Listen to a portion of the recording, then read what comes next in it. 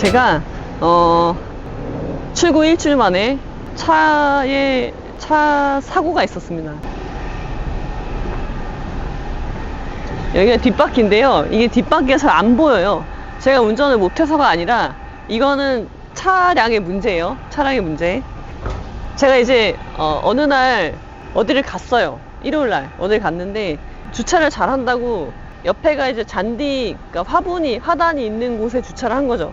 근데 주차를 이를 보고 가면서 옆에 연석이 있는 걸 모르고 안 보이니까 그냥 이렇게 꺾어버린 거예요. 그래서 뒷바퀴가 그 연석을 타는, 그러니까 연석에 뒷바퀴가 긁히는 사고가 발생했고요. 정확한 사고 위치는요, 어디냐, 여기네. 여기입니다. 이게 보면 우둘투둘 하거든요. 이만큼 기스가 났고, 이제 군데군데 보면은 이런데도 여기도 같이 이제 기스가 났는데, 이건 제가 막 닦았어요. 막 분노의 걸레질을 해서 여기는 좀 지워놨고, 이런데 바퀴들이 좀, 이제 그 사고 현장을 목격한 저의 지인들이 이건 어디 가서 말하지 마라, 이거는 창피한 거다, 절대 BMW 딜러한테 가서 이야기하지 마라, 그리고 몰래 공업사를 가서 그냥 이거는 캄프라치라고 하나요?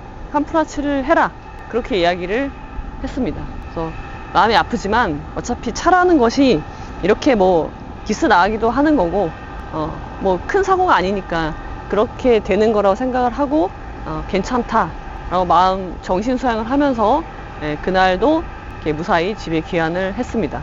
그리고 이거는 팁인데요, 저 휠베이스가 이렇게 기스가 되게 심하게 났거든요. 다 까졌으니까. 그 모습을 보고도 이렇게 멘탈이 무너지지 않을 수 있었던 이유는요, 벤츠 덕분인데요. 제가 탔던 CLS 450은요 휠이 엄청 큰 차였어요. 그래서 그 차를 5년 타면서 무려 휠을 2번이나 갈았습니다. 여러분 휠을 갈아보신 적 있으세요? 차 타면서? 근데 저는 그 짧은 기간 동안 휠을 2번이나 갈고, 뭐 타이어 바꾼 거는 뭐 당연하고, 타이어 4개 전면 교체하고요. 그리고 2번씩 교체했던 것 같아요. 그래서 이 벤츠 휠이 굉장히 비쌉니다. 정품 벤츠 휠을 바꾸려면 제 기억으로는 한 250만 원 하거든요. 공기압이 계속 빠져. 그러면은 올 게 왔구나.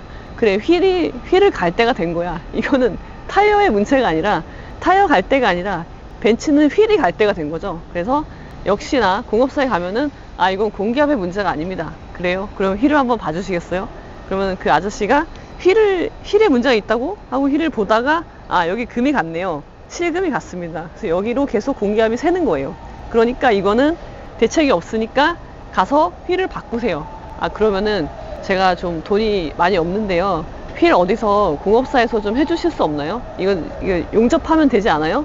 그렇게 제가 부탁을 드렸었는데 자기네는 그런 걸 취급하지 않는다. 그리고 인터넷에 알아봐라. 휠을 실금 용접해주는 데를 알아봐라.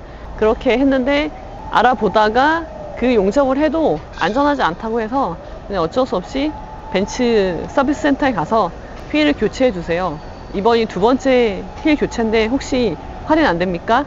라고 물어봤지만 단호하게 할인 따위는 없다. 그래서 휠을 2번을 250만 원 정도를 주고 휠을 2번을 교체한 적이 있습니다. 그랬기 때문에 아무리 새 차야, 출고한 지 일주일밖에 안 됐지만 그 차의 휠에 기스가 나도 그 정도 기스로는 아무런 타격이 없다, 괜찮다 라는 마인드를 갖게 해준 거죠. 그래서 매우 고맙게 생각하고 있습니다. 그래서 여러분들이 아무리 어려운 일이 있어도 인생에서 걱정하실 필요가 없습니다. 왜냐면 그 고난과 실패가 여러분들을 성장시켜 줄 거기 때문에, 여러분들은 그런 일에 나한테 지금 내가 너무 불행해, 고통스러워, 그래도 걱정하지 마시고 저를 보고, 저로는 안 되겠습니까? 항상 제가 드리는 말씀이잖아요. 저를 보고 꿈과 희망을 가지시고 앞으로 더 성장하는 그런 삶을 사시기를 진심으로 기원 드립니다. 운전하는 재미가 있어요. 그냥 의자가 너무 편하고요. 의자에 딱 앉으면 이게 뭐 메리노 가죽이라고 하더라고요. 뭐 그래서인지는 모르겠지만 의자도 일단 크고 쿠션도 좋고, 그래서 막 안고 싶은 느낌. 도로로 나갔을 때 사람들이 오 하는 그 느낌, 그 시선이 느껴지거든요. 그래서 굉장히 즐겁다. 그런 시선을 즐기는 것도 즐겁고, 그리고 이 차가 도로에 그렇게 흔하지 않아서 또 좋고, 여러 가지 면에서 저의 니즈를 만족하는 차예요. 제가 이 차를 좋아하는 거는 수수함과 그런 무식함, 무식하지만 매력 있는 점, 남성다움이라고 해야 되나?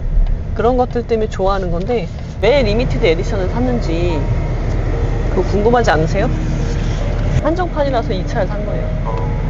근데 차에서 리미티드라고 하면은 제한된, 그러니까 한정판이라기보다는 제한적인, 그래서 기능이 뭐가 빠진, 차에서는 제한된 기능이 있는 거니까 제일 저렴하다.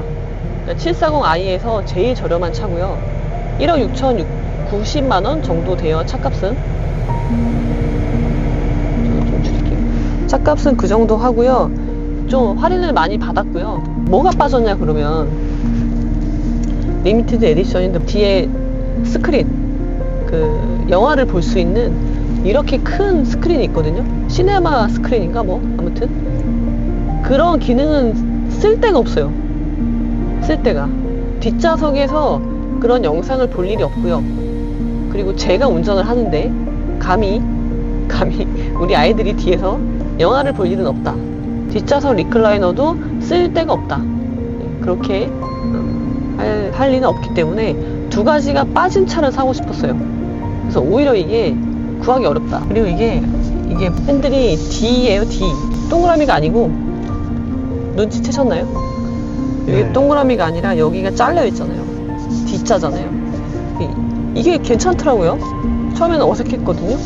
근데 돌리는데 뭐 더 재밌다고 해야 되나? 그런 느낌이라서 되게 좋고요. 아마도 제가 알기로는 이 차가 제일 긴 전장을 갖고 있을 거예요. 5,399로 기억을 하는데, 그러니까 이제는 저는 대한민국에서 그 어떤 차도 살 수 있다, 운전할 수 있다, 아무리 커도. 그리고 이게 마치 약간 SUV 같은 느낌도 높아가지고, 사실 일주일 동안 이 테이프를 뜯지 않고 기다리기가 쉽지 않은데, 제가 그만큼 이 기쁨을 구독자 여러분들과 함께 하고 싶어서 가족들이 뜯으려고 하는 걸 다 참았어요. 막아냈거든요. 안 된다, 아직 뜯으면 안 된다, 이렇게 해서 참아왔고, 너무 기쁘고요. 근데 이제 물론 삶이라는 게 항상 기쁨만 있지 않잖아요. 이런 기쁨의 순간도 있지만 또 이제 고통의 순간도 있고, 그래서 인생은 기쁨도 아니고 슬픔도 아니라고 생각하거든요.